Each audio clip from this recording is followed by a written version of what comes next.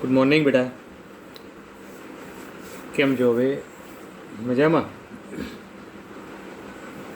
હવે ચેપ્ટર 12ની અંદર આપણે છેક છેલ્લા ટોપિકમાં આવી ગયા છીએ, છેક એન્ડ ટોપિક ઉપર આવી ગયા છીએ.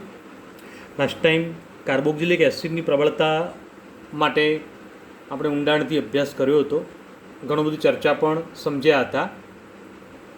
હવે આ સંયોજનો માટે આગળ ચર્ચા કરવી છે બેટા. તો કાર્બોક્સિલિક એસિડ સંયોજનો જો હું અહીંયા લખું છું તો R C double bond O અને OH. ઓકે, તો આ કાર્બોક્સિલિક એસિડ સંયોજનોની અંદર આ કાર્બન અને OH સમૂહ, આ OH સમૂહ છે અને કાર્બન વચ્ચે જે બંધ બનેલો છે એ બંધ તૂટશે. તો એના કારણે જે સંયોજનો બનશે એ સંયોજનો માટે આપણે સમજવું છે કે જેમાં ચેપ્ટરના શરૂઆતમાં આપણે વાત કરી કે કાર્બોક્સિલિક એસિડની વ્યુત્પન્નો, અને 4 વ્યુત્પન્નો હતી: એસિડ એનહાઇડ્રાઇડ, એસ્ટર, એસિડ ક્લોરાઇડ અને ત્યાં આગળ બીજા કયા સંયોજનો માટે આપણે ચર્ચા કરીશું? તો એમાઇડ સંયોજનો વિશે. બરાબર? તો આટલા પ્રકારના સંયોજનો વિશે આપણે અહીંયા આગળ સમજવાનો પ્રયત્ન કરીશું. સૌથી પહેલાં એનહાઇડ્રાઇડ બનવું. તો આપણે પહેલો ટોપિક કયો ચર્ચા કરી બેટા? એનહાઇડ્રાઇડ બનાવવાની વાત.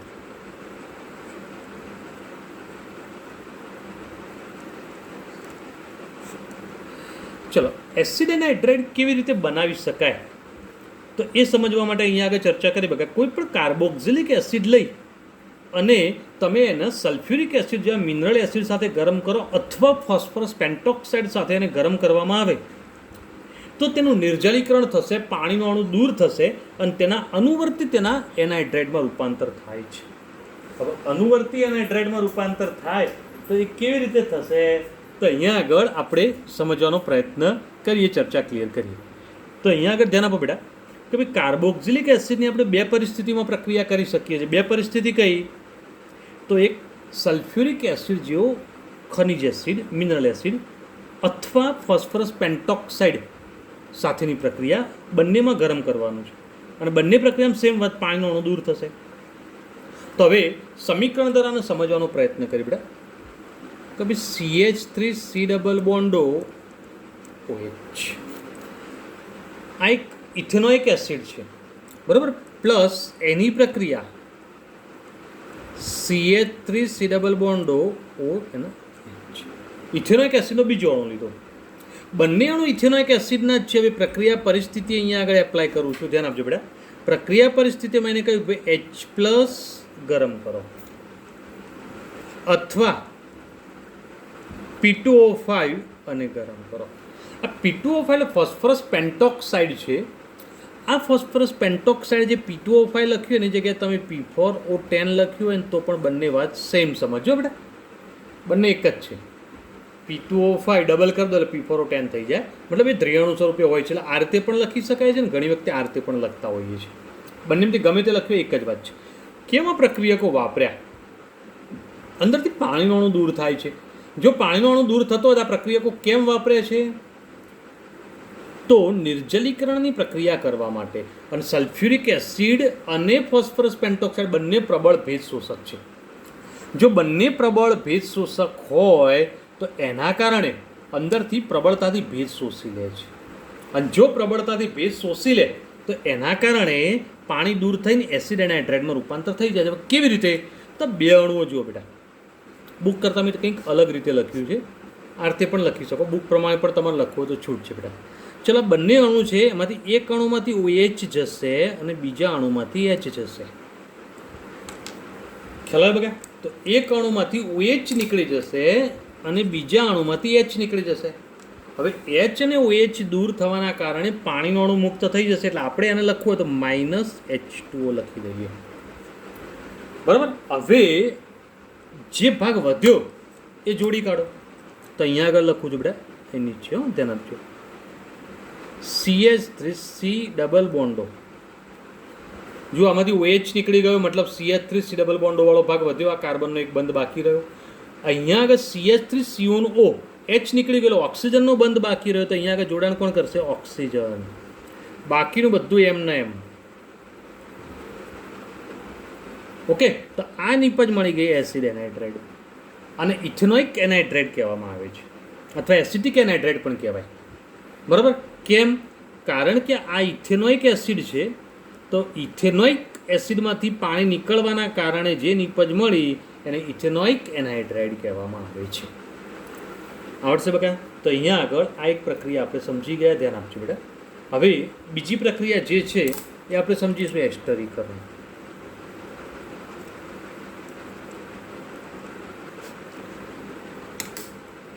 શું છે એસ્ટરીકરણ? તો એસ્ટર બનવાની આ પ્રક્રિયાને એસ્ટરીકરણ તરીકે ઓળખવામાં આવે છે. એસ્ટરીકરણની આ પ્રક્રિયા કેવી રીતે થાય છે? તો કાર્બોક્સિલિક એસિડ સંયોજનો જે પણ હોય એની સાંદ્ર સલ્ફ્યુરિક એસિડ જેવો મિનરલ અથવા ખનિજ એસિડ અથવા હાઇડ્રોક્લોરિક એસિડ વાયુ અવસ્થામાં લેવામાં, આ ઉદ્દીપકની હાજરીમાં જ્યારે આલ્કોહોલ સાથે પ્રક્રિયા કરવામાં આવે અથવા ફિનોલ સાથે પ્રક્રિયા કરવામાં આવે તો એમાંથી એસ્ટરમાં રૂપાંતર થાય છે. મતલબ જે વર્ણન કર્યું એ સમજી લઈએ. આપણો પ્રક્રિયક છે કાર્બોક્સિલિક એસિડ. કોઈ પણ કાર્બોક્સિલિક એસિડ તમે લઈ શકો છો. આ કાર્બોક્સિલિક એસિડની પ્રક્રિયા તમે આલ્કોહોલ સાથે કોની હાજરીમાં? તો સલ્ફ્યુરિક એસિડ સાંદ્ર અવસ્થામાં લો અથવા હાઇડ્રોક્લોરિક એસિડ વાયુ અવસ્થામાં લો, બંનેમાંથી કોઈ પણ એક લઈ લો તો એની હાજરીમાં પ્રક્રિયા થશે. આ પ્રક્રિયામાં પણ સેમ વાત, એક અણુ જે છે એની અંદરથી OH જશે ને બીજા અણુમાંથી H જશે. તો H ને OH દૂર થઈ ગયા, તો એના કારણે RC ડબલ બોન્ડો, ઓકે, અને O. ખ્યાલ આવે બેટા શું થયું? આ OH નીકળ્યું એટલે RCO વધ્યું, તો RCO, અને આનો OR ડેશ, તો OR ડેશ અહીંયા જોડાઈ જાય. C ડબલ વાળો ભાગ બન્યો, મતલબ આ એસ્ટર કહેવાય. અને બીજી રીતે લખવું હોય તો લખી શકીએ, પણ અહીંયા આગળ દર્શાવી દઈએ બેટા, પાણી મુક્ત થયું. ચલો અહીંયા આગળ RC R ડેશ, આ બંને સેમ છે. RC R ડેશ મતલબ C આવ્યું, મતલબ એસ્ટર છે. ઓકે, તો આ પ્રકારની પ્રક્રિયાને એસ્ટરીકરણ તરીકે ઓળખવામાં આવે છે.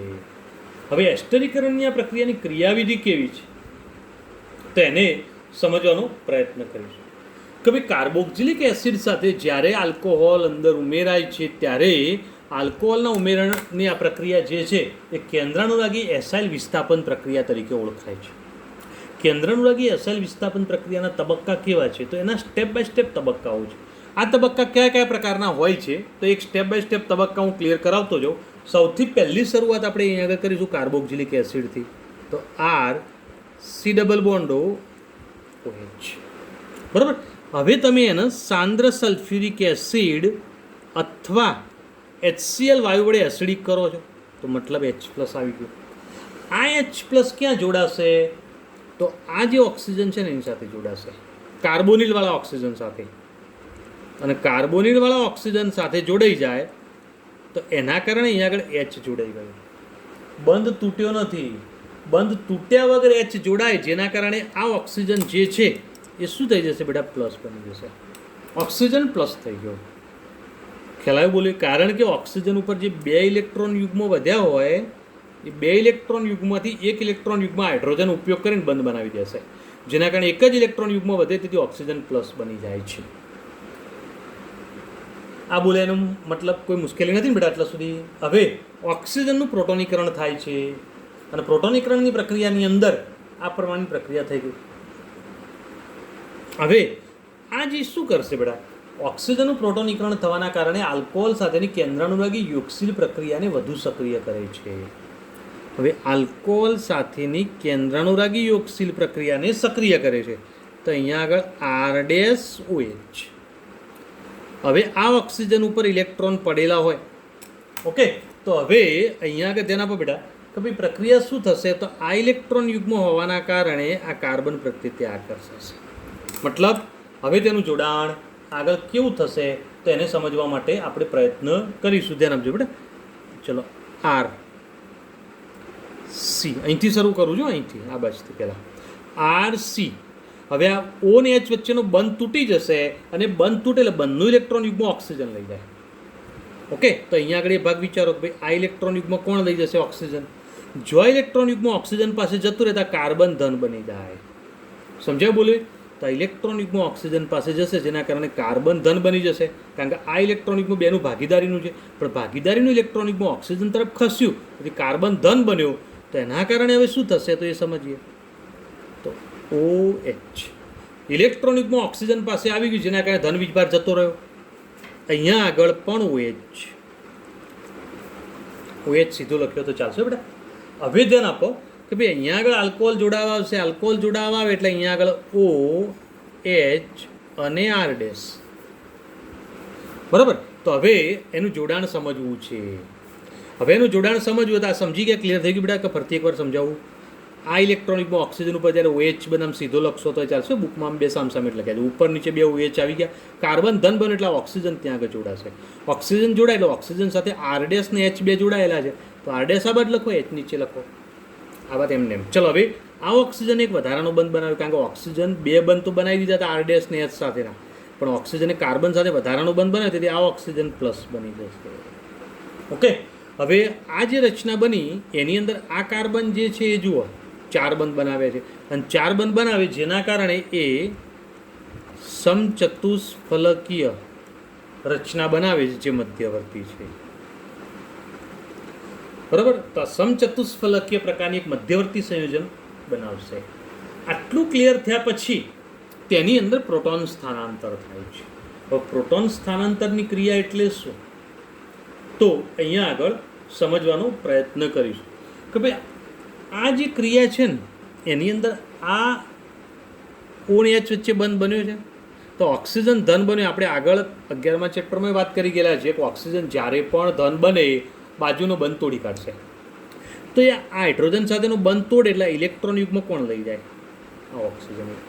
તો આ H+ મુક્ત થયો, જેના કારણે H+ ક્યાં આકર્ષણ પામશે? અહીંયા આગળ. કારણ કે ઓક્સિજન પાસે 2 ઇલેક્ટ્રોન યુગ્મો છે.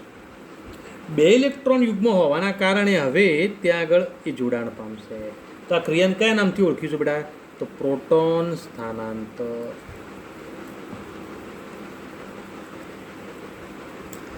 બરાબર. તો મતલબ કે OH નો H છે આ બાજુ આવી જશે, બાકી બધું એમને એમ. તો RCOH OR ડેશ. ઓકે. આનો H અહીંયા આવી જાય એટલે અહીંયા આગળ O, એક H તો હતો જ, બીજો H આવ્યો, પ્રોટોન સ્થાનાંતર થયું. ચલો હવે આ ઓક્સિજન નોર્મલ થઈ ગયું જુઓ, એટલે 2 બંધ બનાવે 2 ઇલેક્ટ્રોન યુગ્મો, પણ આ ઓક્સિજન નોર્મલ ના રહ્યો. હવે દેખાય છે? તો અને 3 બંધ બનાવે, જેના કારણે આ ઓક્સિજન ઉપર એક જ ઇલેક્ટ્રોન યુગ્મ હોય તો ઓક્સિજન પ્લસ બની જાય.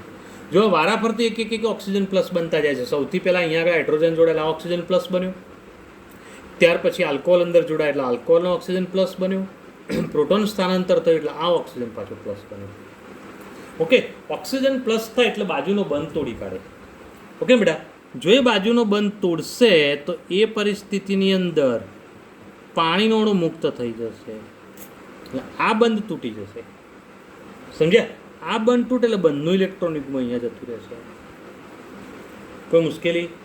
હવે શું થશે? આ ઓક્સિજન પાસે પાછા ઇલેક્ટ્રોન યુગ્મ પડ્યા છે, જેના કારણે આનું ઇલેક્ટ્રોન યુગ્મ અહીંયા જશે. તો 2 ફેરફાર પાછા બીજા વિચારીએ. ચલો 2 ફેરફાર બીજા વિચારીએ તો R C, ત્યાર પછી શું થશે બેટા? Double bond OH. અહીંયા આગળનો આખો બંધ તૂટી ગયો, પાણીનો અણુ આખો નીકળી ગયો. ઓકે.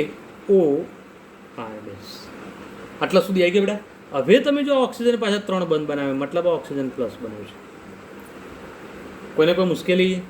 ઓકે. અને હવે આ ઓક્સિજન પ્લસ બન્યો તો બાજુનો બંધ તોડે એટલે હાઇડ્રોજન સાથેનો બંધ તોડી કાઢશે.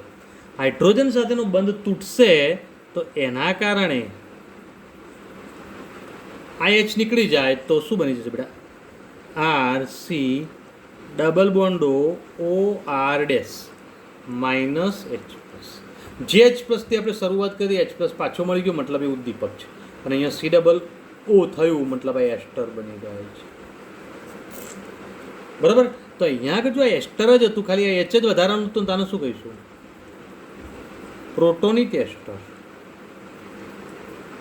બરાબર. તો અહીંયા આગળ જે વાત કરીએ એ પ્રમાણે એસ્ટર બનવાની આખી પ્રક્રિયા એની ક્રિયાવિધિ કેવી હતી તેના તબક્કા સાથે ચર્ચા કરી ગયા, સમજી ગયા.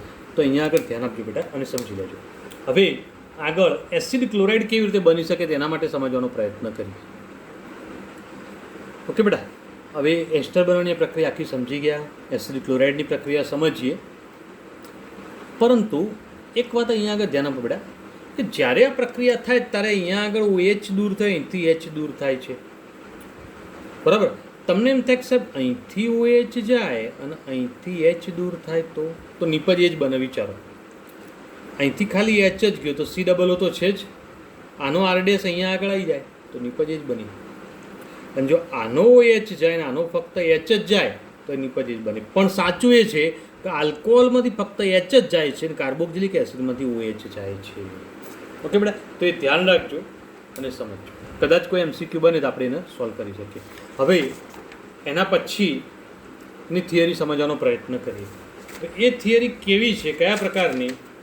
તો કાર્બોક્સિલિક એસિડ સંયોજનની અંદર હાઇડ્રોક્સિલ સમૂહ જે છે એ આલ્કોહોલ સંયોજનની જેમ પણ વર્તતા હોય છે. જો અહીંયા આગળ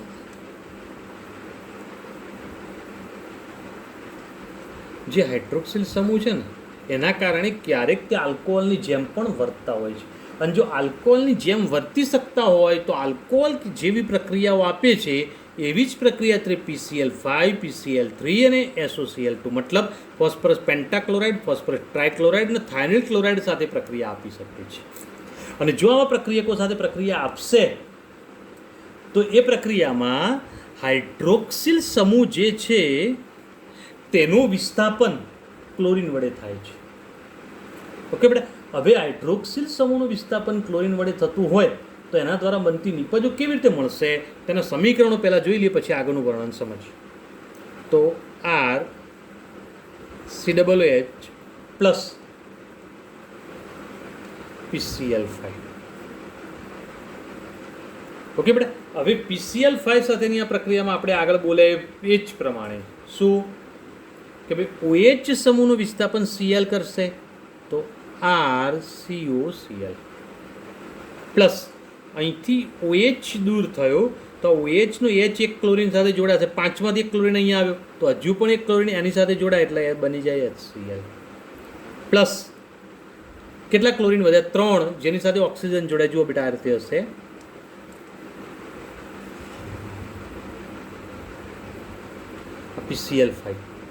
PCl5 ની આ રચનામાં આ પહેલો ક્લોરીન ગયો જે અહીંયા આગળ જોડાઈ ગયો OH ની જગ્યાએ, બીજો ક્લોરીન ગયો જે OH ના H સાથે જોડાયો. તો હવે ફોસ્ફરસના 2 બંધ બાકી રહ્યા ને બેટા, અને આ બંને બંધ જે બાકી રહ્યા એના કારણે ફોસ્ફરસ સાથે ઓક્સિજન જે વધ્યો ને OH નો એ દ્વિબંધ સાથે જોડાઈ જાય તો બને POCl3, ફોસ્ફરસ ઓક્સી ટ્રાયક્લોરાઇડ કહેવાય આને.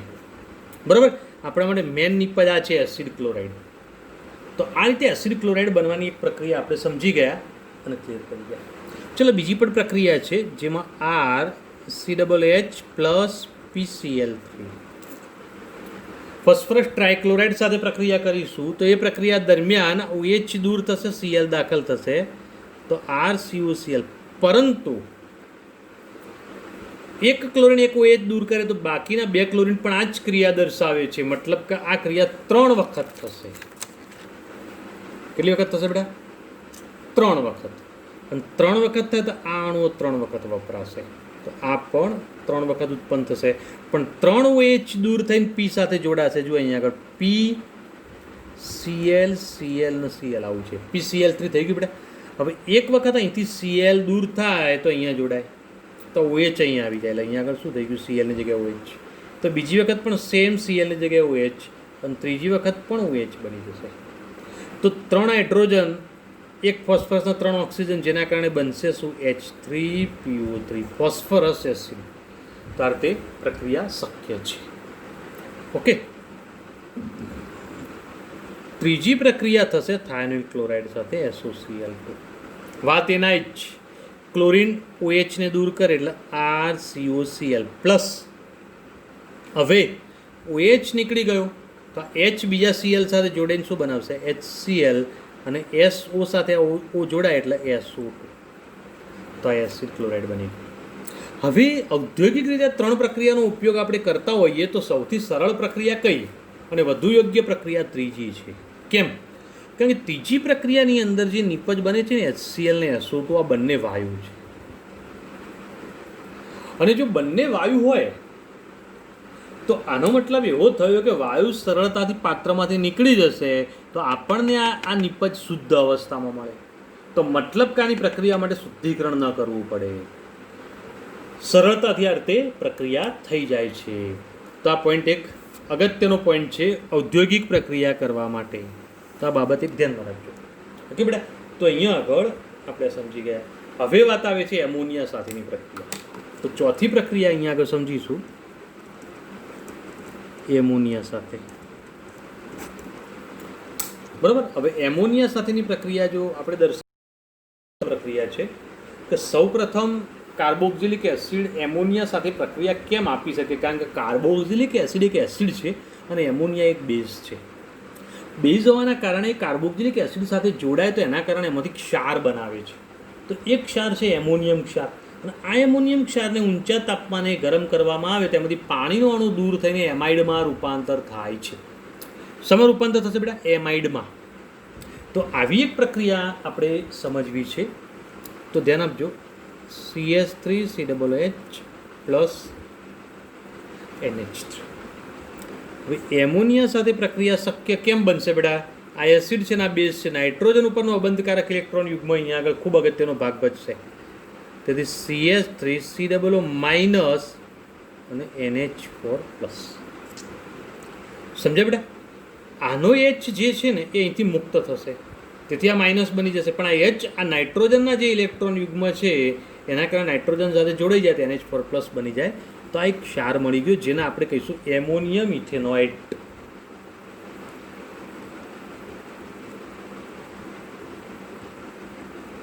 અથવા 2 કાર્બનવાળો ભાગ છે તેથી એમોનિયમ એસિટેટ પણ કહેવાય. બરાબર. હવે તમને આ જે નિપજ મળી એને તમે ગરમ કરો તો નિર્જલીકરણ થઈ જશે, પાણી દૂર થઈ જશે આમાંથી. તો CH3CONH2 શું થયું બેટા? અહીંથી એક ઓક્સિજન ગયો ને 4 હાઇડ્રોજનમાંથી 2 હાઇડ્રોજન નીકળે, 2 હાઇડ્રોજન ને 1 ઓક્સિજન એટલે પાણી થઈ ગયું. તો અહીંયા CO ને અહીંયા NH2, તો CONH2 એટલે એમાઇડ તરીકે આને ઓળખવામાં આવે છે. 2 કાર્બન છે તેના કારણે આપણે એને ઇથેન એમાઇડ કહીશું, અને એને એસિટેમાઇડ પણ કહેવાય. આ સામાન્ય નામ છે, IUPAC નામ છે, IUPAC નામ તરીકે ઓળખીશું. બરાબર. આ પ્રક્રિયા ચક્રીય પ્રકારના કાર્બોક્સિલિક એસિડ લઈએ તો પણ થાય, અને જો ચક્રીય પ્રકારના પ્રક્રિયકો સાથે થતી હોય તો એવો એક પ્રક્રિયક પણ આપણે પસંદ કરીએ અહીંયા આગળ બેન્ઝોઇક એસિડ. બેન્ઝોઇક એસિડની એમોનિયા સાથે પ્રક્રિયા. હવે એમોનિયા સાથેની પ્રક્રિયા થોડી ધીમી હોવાના કારણે પ્રતિવર્તી દર્શાવેલી છે.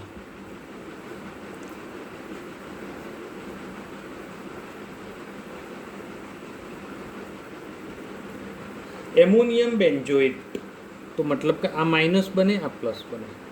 ઓકે.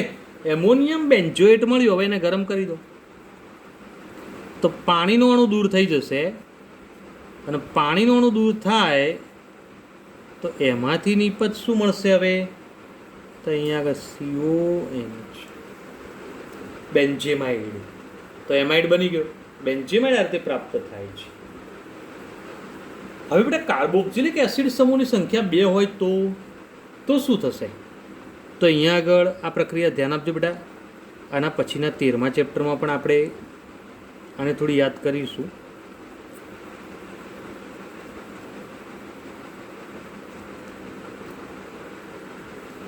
બેન્ઝીનમાં COOH 2 બાજુ જોડાય આને થેલિક એસિડ કહેવાય. આપણે વાત કરી ગયેલા છીએ હો બેટા નામકરણમાં. અને એની એમોનિયા સાથે પ્રક્રિયા, જો એમોનિયા સાથે પ્રક્રિયા થશે તો આપણે બોલ્યા એ પ્રમાણે કાર્બોક્સિલિક એસિડ જે છે એની સાથે એમોનિયા જોડાઈ જાય તો COONH4, તો સેમ COONH4, તો COO માઇનસ NH4 પ્લસ થશે. ઓકે બેટા. હવે અહીંયા આગળ 2 વખત જોડાય તેથી એમોનિયાના 2 મોલ વપરાશે, તો 2 મોલ એમોનિયા લઈશું. હવે આ જે હતું થેલિક એસિડ હતું, આને એમોનિયમ થેલેટ કહીશું કારણ કે એનો ક્ષાર બની ગયો, અને ક્ષાર બને તેના કારણે થેલેટ પાછળ એટ પ્રત્યય લાગે. જો આની અંદર પણ એમોનિયમ બેન્ઝોઇટ પાછળ એટ પ્રત્યય લાગ્યો. હવે એને ગરમ કરો. ગરમ કરશો તો બંને જગ્યાએથી પાણીના અણુ નીકળી જશે, એટલે -2H2O.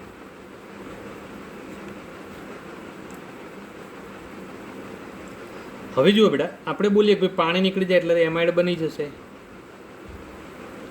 આ થેલિક એસિડ એમોનિયમ થેલેટ અને એમાંથી જે નિપજ મળે એમાં એમાઇડ મળ્યો, જેના કારણે થેલેમાઇડ કહીશું. શું કહીશું બેટા? થેલેમાઇડ. હવે થેલેમાઇડ બને એને વધુ ગરમ કરો, અને વધુ ગરમ કરવામાં આવે તે પરિસ્થિતિમાં એમાંથી એમોનિયા નીકળી જશે. તો શું બનશે? ધ્યાન આપજો બરોબર. અહીંયા આગળ થોડી જગ્યા નીચે ઓછી છે, ઓછી જગ્યામાં દર્શાવી દઉં બરોબર. કે હવે જુઓ, અહીંથી એક જગ્યાએથી NH2 દૂર થાય અને નીચેથી ફક્ત એકલો H જ જાય. તો NH2 સાથેનો એક H જોડાય એટલે NH3 થઈ જાય. તો NH3 એટલે મુક્ત થયું આપણે કહીએ છીએ બરાબર. ચલો હવે ધ્યાન આપો. NH2 નીકળી જાય તો C ડબલ બોન્ડ O વધ્યું. તો નીચે શું વધ્યું? C ડબલ બોન્ડ O અને NH. કમ્પ્લીટ બેટા?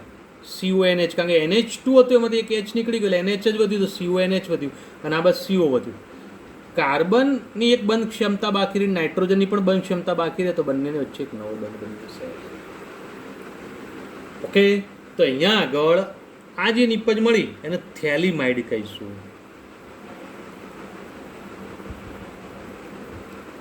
બરાબર. તો થેલિમાઇડ આપણને નિપજ તરીકે પ્રાપ્ત થાય છે. કોઈ પ્રોબ્લેમ? તો ધ્યાન આપો. થેલિક એસિડ, એમોનિયમ થેલેટ, થેલેમાઇડ અને થેલિમાઇડ નામ યાદ રાખજો બકા. ઓકે, તો અહીંયા આગળ આપણે ક્લિયર કરી શકીએ. હવે અત્યાર સુધીમાં જેમાં પ્રક્રિયા આપણે જોઈ ગયા, જેમાં OH સમૂહ સાથેની પ્રક્રિયાઓ આપણે સમજી ગયા હતા. OH સમૂહ સાથેની પ્રક્રિયાઓ આપણે સમજ્યા હતા કે જેની અંદર OHમાં OH સમૂહ આખો નીકળી જાય અથવા OH વચ્ચેનો બંધ તૂટે એવી બે પ્રક્રિયાઓ જોઈ ગયા હતા બરાબર. તો અહીંયા આગળ પહેલી બે પ્રક્રિયાઓ હતી છે કે જેમાં એનાઇટ્રેટ બનવું અને એસ્ટરીકરણ. આ બંને પ્રક્રિયામાં O અને H વચ્ચેનો બંધ સામાન્ય તૂટતો હતો. જ્યારે બીજી બે પ્રક્રિયાઓ કે જેની અંદર એસિડ ક્લોરાઇડ અને એમાઇડ બનતું હતું. ઓકે, તો એ બંને પ્રક્રિયાઓ જે હાલ આપણે જોઈ ગયા, એસિડ ક્લોરાઇડ બનવાની પ્રક્રિયા અને એમાઇડ બનવાની, આ બંને પ્રક્રિયામાં આખો OH બંધ નીકળી જાય છે, OH સમૂહ આખો નીકળી જાય છે. તો બંને પ્રક્રિયા આપણે જોઈ ગયા. હવે એવી પ્રક્રિયાઓ વિશે ચર્ચા કરવી છે જેમાં કાર્બોક્સિલિક એસિડ સમૂહ આખો પ્રક્રિયામાં ભાગ લે, મતલબ આખો COOH ભાગ લઈ લે, એકલો OH નહીં. અત્યાર સુધીમાં એકલો OH પ્રક્રિયામાં ભાગ લેતો હતો, CO અંદર રહેતો હતો. જુઓ, આ નિપજમાં પણ CO તો છે જ, પણ હવે પ્રક્રિયા એવી જોઈશું જેની અંદર આખો COOH સમૂહ જ પ્રક્રિયામાં ભાગ લઈ લે. એવી કેટલીક પ્રક્રિયાઓ વિશે આપણે ચર્ચા કરીશું, સમજીશું. ધ્યાન આપજો બેટા. હવે આની જે પ્રક્રિયાઓ છે એમાં પહેલા પ્રકારની પ્રક્રિયા જોઈએ બેટા કે કાર્બોક્સિલિક એસિડ સંયોજનો જે છે એની તમે લિથિયમ એલ્યુમિનિયમ હાઇડ્રાઇડ જેવો પ્રબળ રિડક્શન કરતા અથવા ડાયબોરેન જેવા વિશિષ્ટ રિડક્શન કરતા વડે જો રિડક્શન કરવામાં આવે તો પ્રાથમિક આલ્કોહોલમાં રૂપાંતર થાય છે.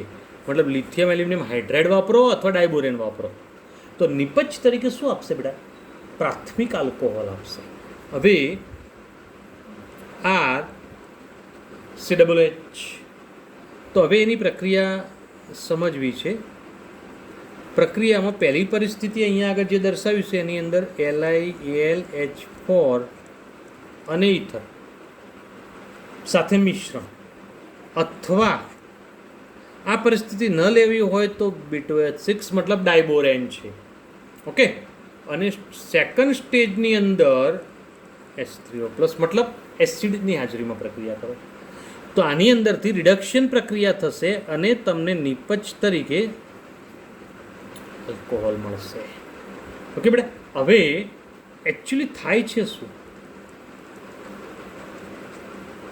એકચ્યુઅલીમાં કાર્બોક્સિલિક એસિડ આવો છે. આ કાર્બોક્સિલિક એસિડ સમૂહ જે છે એમાંથી ઓક્સિજન નીકળી જશે. તો કાર્બનની બે બંધ બનાવવાની ક્ષમતા બાકી રહેશે. તો રિડક્શન થાય એટલે અહીંયા આગળ બે હાઇડ્રોજન દાખલ થશે.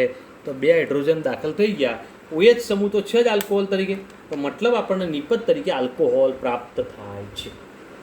તો કેવી રીતે આલ્કોહોલ બને એની વાત સમજી ગયા. હવે આ પ્રક્રિયાની થોડી વિશેષતાની વાત કરીએ બધા કે ભાઈ મેં અહીંયા આગળ જે વર્ણન કર્યું એની અંદર એક વાક્ય વાપર્યું હતું, ડાયબોરેન એક વિશિષ્ટ રિડક્શન કરતા છે.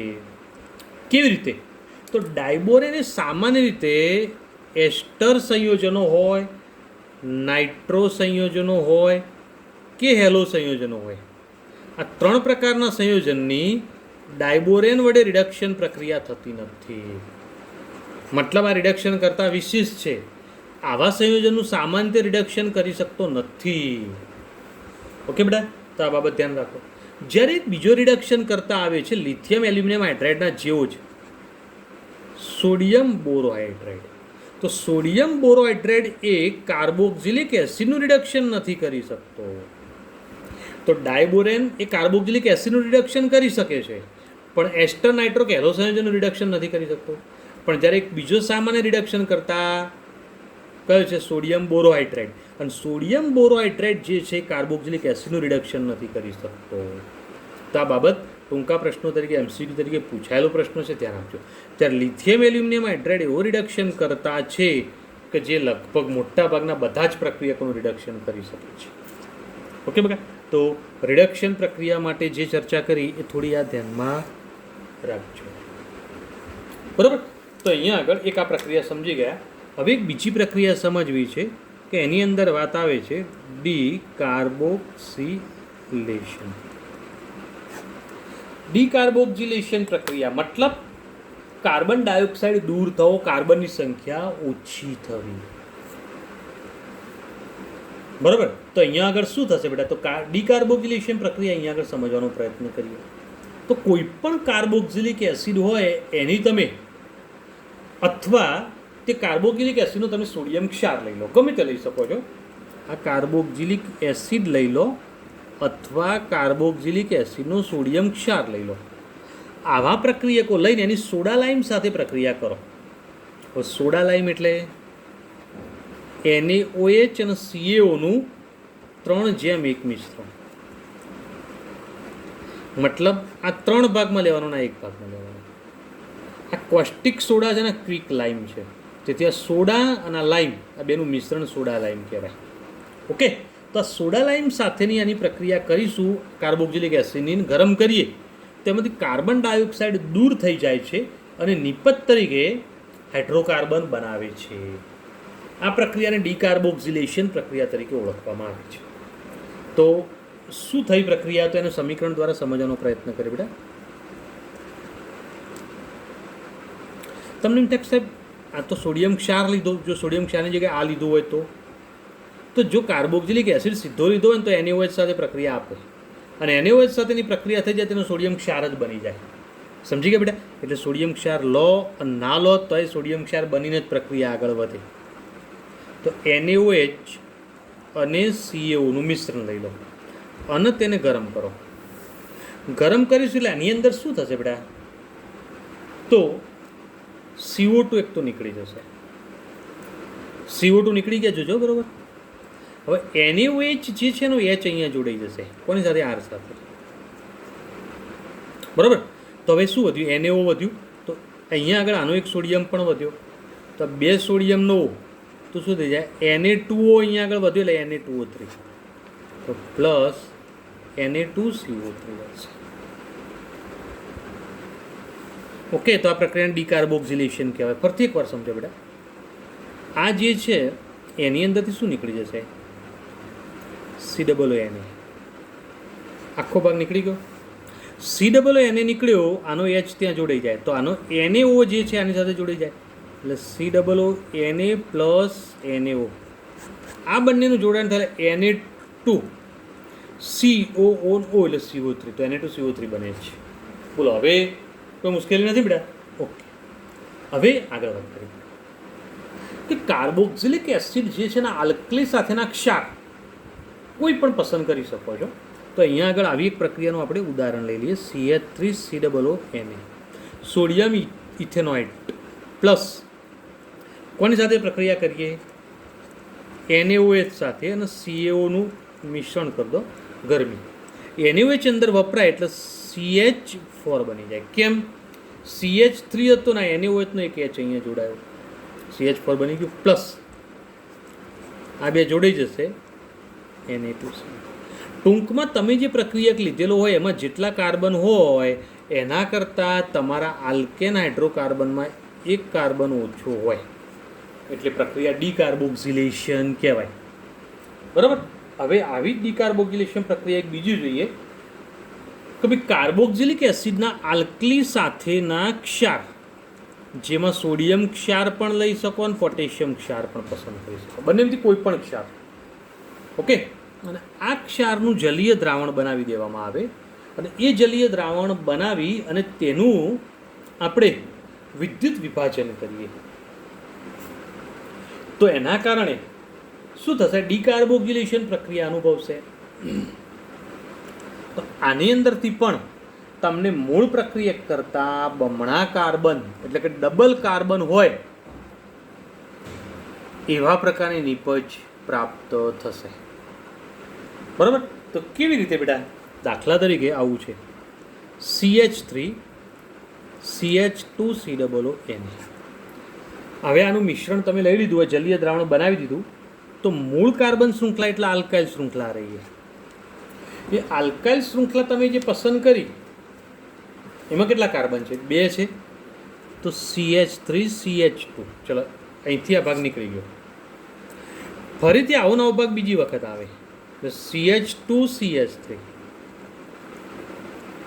એનો પણ એક બંધ બાકી રહ્યો કારણ કે એમાં COO નીકળી ગયા. તો આવા બંને ભાગ ઇથાઇલવાળા ભાગ છે એકબીજા સાથે જોડાઈ જાય તો 4 કાર્બનવાળો આલ્કેન મળે, મતલબ બ્યુટેન મળ્યું. મતલબ આલ્કાઇલ શૃંખલા કેટલા કાર્બનની હતી? 2 કાર્બનની. તો તમને નિપજ એના કરતાં બમણા કાર્બનની મળી, 4 કાર્બનની. અને ડીકાર્બોક્સિલેશન જ છે, મતલબ કે આનું કાર્બન ડાયોક્સાઇડ અને કાર્બોનેટમાં રૂપાંતરણ થઈ જાય, પ્રક્રિયા ક્લિયર. સમીકરણ એટલા માટે નથી લખ્યું બેટા કે 11મા ધોરણમાં આ પ્રક્રિયાનું સમીકરણ ક્લિયર કરી ગયેલા છો. ઓકે, તો સમીકરણ ક્લિયર કરી દેજો બેટા અને સમજી લેજો. બરાબર? હવે બીજી પ્રક્રિયા અહીંયા આગળ દર્શાવું છું, બુકમાં નથી આપેલી. ડાયકાર્બોક્સિલિક એસિડ જો હોય, દાખલા તરીકે CH2 સાથે બંને COOH જોડાયેલા છે, એક જ કાર્બન ઉપર 2 સમાન ક્રિયાશીલ સમૂહ જોડાય તેને જેમ ડાયકાર્બોક્સિલિક એસિડ કહેવાય. આ જેમ ડાયકાર્બોક્સિલિક એસિડ હોય આવા, એની તમે ઊંચા તાપમાને 415 થી 435 તમે એને ગરમ કરો. જો આ ગરમ કરીશું તો આમાંથી ડીકાર્બોક્સિલેશન થશે. કેવી રીતે? આટલો ભાગ નીકળી જશે. તો IH અહીંયા જોડાઈ જાય તો CH2 ની જગ્યાએ શું થઈ જાય? CH3 ને એક COOHM. આ COOHM એમ જ રહ્યું, ખાલી અહીંથી CO2 નીકળી ગયું, CO2 નીકળ્યો, ડીકાર્બોક્સિલેશન થઈ ગયું, મતલબ આ નિપજ પ્રાપ્ત થઈ. તો એક આવી પણ પ્રક્રિયા થાય છે જે પ્રક્રિયા આપણે ધ્યાનમાં લઈશું. ઓકે બેટા? હવે બીજી એક પ્રક્રિયા અહીંયા આગળ સમજવી છે, હેલોજિનેશન.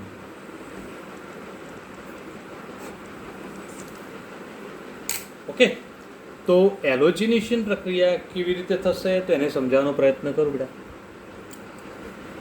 આ હેલોજિનેશન પ્રક્રિયા કોણ આપી શકે?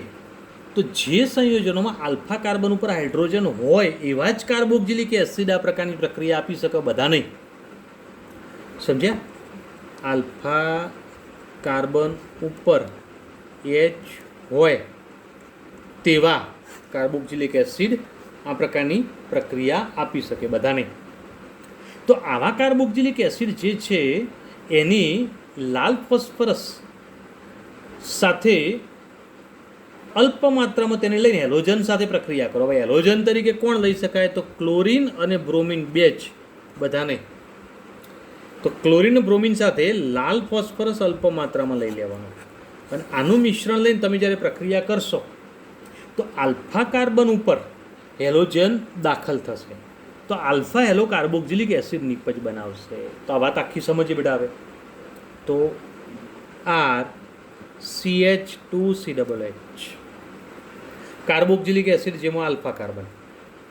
હવે એની પ્રક્રિયા વિચારો બેટા કે ભાઈ હેલોજન સાથે, આ હેલોજન તરીકે કોણ હોઈ શકે? ક્લોરિન અથવા બ્રોમિન, બીજા નહીં. અને લાલ ફોસ્ફરસ સાથેનું મિશ્રણ કરો. 2 સ્ટેપમાં પ્રક્રિયા થશે. આ હેલોજન અહીંથી H ને દૂર કરશે તો RCH2COOH. આલ્ફા કાર્બન ઉપર એક હેલોજન દાખલ થઈ જશે. તેથી આ નિપજ શું બની ગઈ? Alpha hello carboxylic acid. સમજ્યા બેટા? Alpha hello carboxylic acid. આ પ્રકારની પ્રક્રિયા જે થાય ને, હેલ વોલ્હાર્ડ જેલિન્સ્કી પ્રક્રિયા તરીકે ઓળખવામાં આવે છે. હેલ વોલ્હાર્ડ જેલિન્સ્કી પ્રક્રિયા તરીકે ઓળખીશું. આ પ્રક્રિયા બોર્ડની પરીક્ષામાં પૂછાયેલી છે. ઓકે, તો હવે આનું એક ઉદાહરણ પણ લઈ લઈએ બેટા. ઉદાહરણ જુઓ, CH3CH2COOH પ્રોપેનોઇક એસિડ. કન્ડિશન તો સેમ વાત, ખાલી એલોજન કયો સ્પેસિફાઈ કરી દીધો. તો CH3CH COOH ને અહીંયા Cl. બોલો, ક્લોરીન આવ્યો, બધાને ખબર પડી ગઈ કેવી રીતે થયું. જે આલ્ફા કાર્બન ઉપર હોય એટલા જ. સમજો બેટા, તો આ પોઈન્ટ ધ્યાનમાં રાખો. હવે એક પ્રશ્ન અહીંયા આગળ આવે છે બેટા કે ભાઈ આલ્ફા કાર્બન ઉપર હાઇડ્રોજન વધારે હોય તો એક કરતાં, જો એક કરતાં વધારે હાઇડ્રોજન હોય તો આ પ્રક્રિયા એક કરતાં વધારે વખત થઈ જાય. એક કરતાં વધારે વખત થાય. કેવી રીતે? તો એક ઉદાહરણ લઉં, ધ્યાન આપજો બેટા. CH3COOH આલ્ફા કાર્બન આ છે, એના આલ્ફા કાર્બન ઉપર કેટલા હાઇડ્રોજન? 3 છે. તો તમે શું અનુમાન લગાવશો બેટા કે ભાઈ આ પ્રક્રિયા 3 વખત થશે. તો ફર્સ્ટ ટાઈમ CH2COOH ને અહીંયા Cl. ઓકે, હજુ પણ હાઇડ્રોજન છે, આગળ પ્રક્રિયા શક્ય છે. Cl2 લાલ ફોસ્ફરસ H2O, હજુ પણ પ્રક્રિયા થશે. Cl2 CH3COOH. બોલો, મેં લખ્યું કોઈ મુશ્કેલી બેટા? એક H નીકળી ગયું, 2 ક્લોરીન સાથે લખી દીધો. આગળ Cl2 લાલ ફોસ્ફરસ. ઓકે, સેકન્ડ સ્ટેપમાં H2O. હવે હજુ પણ એક હાઇડ્રોજન છે, નીકળી જાય એટલે Cl3CCOOH. બોલો બેટા, પ્રક્રિયા મગજમાં બેઠી? ઓકે, સરસ. નામકરણ કરી દઈએ. આને પ્રોપેનોઇક એસિડ કહ્યું હતું આગળની પ્રક્રિયામાં, તો 2 ક્લોરોપ્રોપેનોઇક એસિડ બીજા કાર્બન ઉપર છે. ઓકે, ચલો આનું નામ ઇથેનોઇક એસિડ. તો આને શું કહીશું? તો ક્લોરોઇથેનોઇક એસિડ, ડાયક્લોરોઇથેનોઇક એસિડ, ટ્રાયક્લોરોઇથેનોઇક એસિડ. બહુ સરળ વાત છે. નંબર નહીં આપો તોય ચાલશે. કેમ ચાલે? કારણ કે ક્લોરીન જોડાવા માટેનો કાર્બન એક જ છે, બીજો કોઈ શક્યતા નથી. આમાં તો જોડાવાનું નથી, તેથી એક જ શક્યતા. તેના કારણે નામકરણ કરતી વખતે નંબર બહુ ઇમ્પોર્ટન્ટ અહીંયા આગળ રહેતો નથી. ઓકે બેટા, હવે અહીંયા આગળ ચર્ચા આગળની એક કરીશું. હવે એ પ્રક્રિયા શું છે તો સમજીએ બેટા કે વલય વિસ્થાપન પ્રક્રિયા. મતલબ કાર્બોક્સિલિક એસિડ જે છે એ ચક્રીય પ્રકારનો લીધો આપણે, અને ચક્રીય પ્રકારનો લઈએ તો ઉપરનો COOH સમૂહ જે છે એની કોઈ પ્રક્રિયા ન થાય.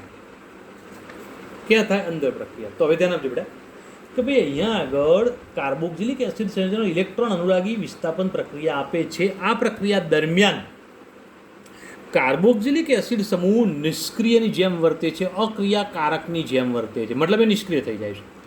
તો હવે જે પ્રક્રિયા દર્શાવીશું એની અંદર કોણ ભાગ નહીં લે? COOH સમૂહ. એ એમને એમ જ રહેશે. ઓકે બેટા, તો એ નિષ્ક્રિય. ચલો બીજી એક વાત કરીએ બેટા કે ભાઈ COOH સમૂહ મેટાનિર્દેશક અસર દર્શાવે છે, અને મેટાનિર્દેશક અસર દર્શાવતો હોવાના કારણે તમને જે નિપજ પ્રાપ્ત થશે એ મેટા સમૂહમાં દાખલ થશે. મતલબ મેટા જે સ્થાન છે ને એ સ્થાનમાં દાખલ થશે. તો સમૂહ મેટા સ્થાનમાં દાખલ થશે અને ક્લિયર કરી શકીએ છીએ. ઓકે, તો અહીંયા આગળ આપણે હવે સમજી શકીએ, ક્લિયર કરી શકીએ. હવે બીજી વાત કે ભાઈ ફિડલક્રાફ્ટ પ્રક્રિયા પણ આ નથી આપતા. કેમ નથી આપતા?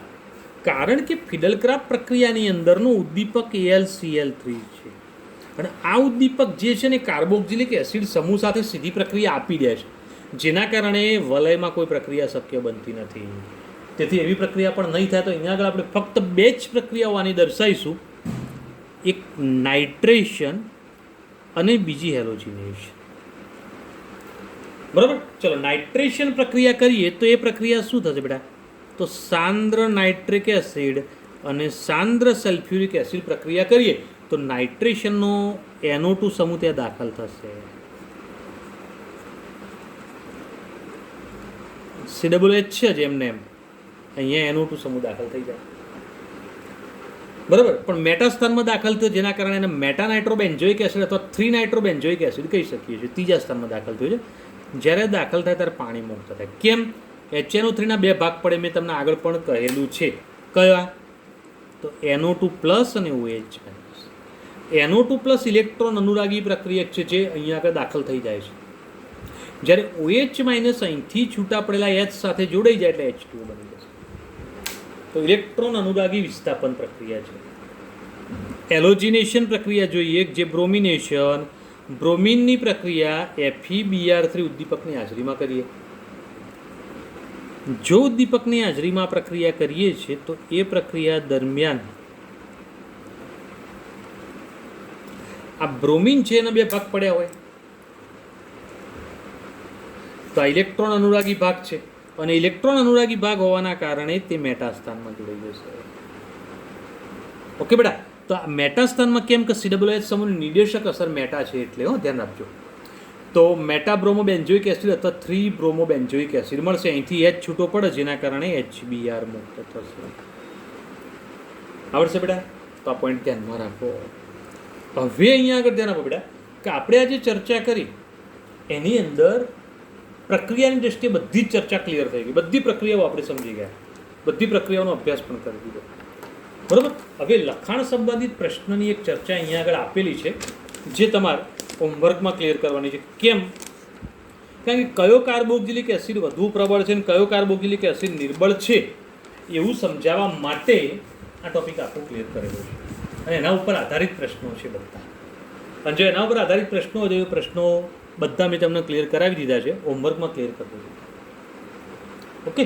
હવે કાર્બોક્સિલિક એસિડ સંયોજનના ઉપયોગો, તો ઉપયોગો કેવા હતા એની અંદર સૌથી પહેલાં જો મિથેનોઇક એસિડ અથવા ફોર્મિક એસિડ. મિથેનોઇક એસિડ અથવા ફોર્મિક એસિડનો ઉપયોગ ક્યાં થાય છે?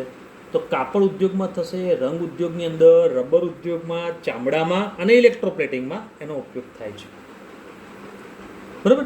તો આ પોઈન્ટ એક ધ્યાનમાં રાખો. તો આટલા કેટલાક ઉદ્યોગોમાં થશે. ઇલેક્ટ્રોપ્લેટિંગ મતલબ કોઈ એક ધાતુ પર અથવા કોઈ એક પદાર્થ ઉપર બીજા પદાર્થનો ઢોળ ચડાવવો, ઉપર પડ લગાવવું હોય, કોટિંગ કરવું હોય તો ઇલેક્ટ્રોપ્લેટિંગ કહેવાય, બરાબર. તે કા પોઈન્ટ ધ્યાનમાં રાખજો. ત્યાર પછી ઇથેનોઇક એસિડના ઉપયોગો કયા છે બેટા? તો એ સમજવાનો પ્રયત્ન કરીએ. રબરના સ્કંદન માટે તે ઉપયોગી છે, બરાબર.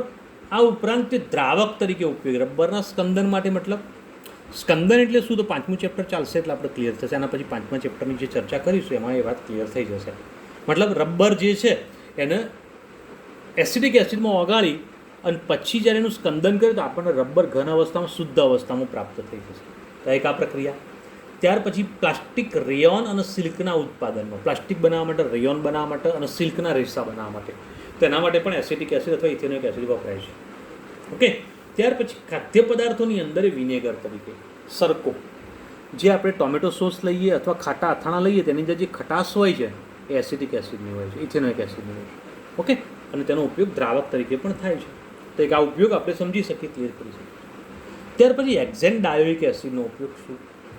તો હેક્ઝેન ડાયોઇક એસિડ નાયલોન 6,6ના ઉત્પાદનમાં એનો ઉપયોગ થતો જોવા મળતો હોય છે. તો એક પોઈન્ટ ધ્યાનમાં રાખજો બધા. ત્યાર પછી બેન્ઝોઇક એસિડનો ઉપયોગ સમજીએ. બેન્ઝોઇક એસિડ જે છે યુરિનરી એન્ટિસેપ્ટિક તરીકે, યુરિનરીમાં ઇન્ફેક્શન થયું હોય તો એન્ટિસેપ્ટિક તરીકે ઇન્ફેક્શન દૂર કરવા માટે બેન્ઝોઇક એસિડ વાપરી શકાય છે.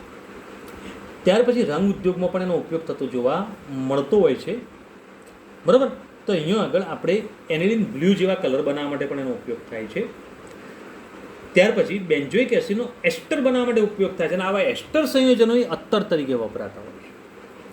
બેન્ઝોઇક એસિડ સમો વપરાય બેટા? એસ્ટર બનાવવા માટે. અને એસ્ટર સંયોજનો સુગંધીદાર પદાર્થો છે, તો આવા સુગંધીદાર પદાર્થો એટલે અત્તર, પરફ્યુમ બનાવવા માટેનો ઉપયોગ થઈ શકે છે. તો આ પણ એક ઉપયોગ ધ્યાનમાં રાખજો બેટા અને સમજજો. ઓકે. ત્યાર પછી સોડિયમ બેન્ઝોએટ. સોડિયમ બેન્ઝોએટ ક્યાં આગળ ઉપયોગી છે? તો સોડિયમ બેન્ઝોએટ આપણે બંધારણ તો જાણીએ જ છીએ બેટા બધા. બેન્ઝીન ઉપર COONA એટલે સોડિયમ બેન્ઝોએટ થઈ જાય. આ સોડિયમ બેન્ઝોએટ જે છે એનો ઉપયોગ શું થશે બેટા? ખાદ્ય પદાર્થોને સાચવવા માટે પરિરક્ષક તરીકે, મતલબ પ્રિઝર્વેટિવ તરીકે. તો પ્રિઝર્વેટિવ તરીકે એક આ ઉપયોગમાં લઈ શકાતું હોય છે. ઓકે બેટા. તો એક આ પોઈન્ટ ધ્યાનમાં રાખજો.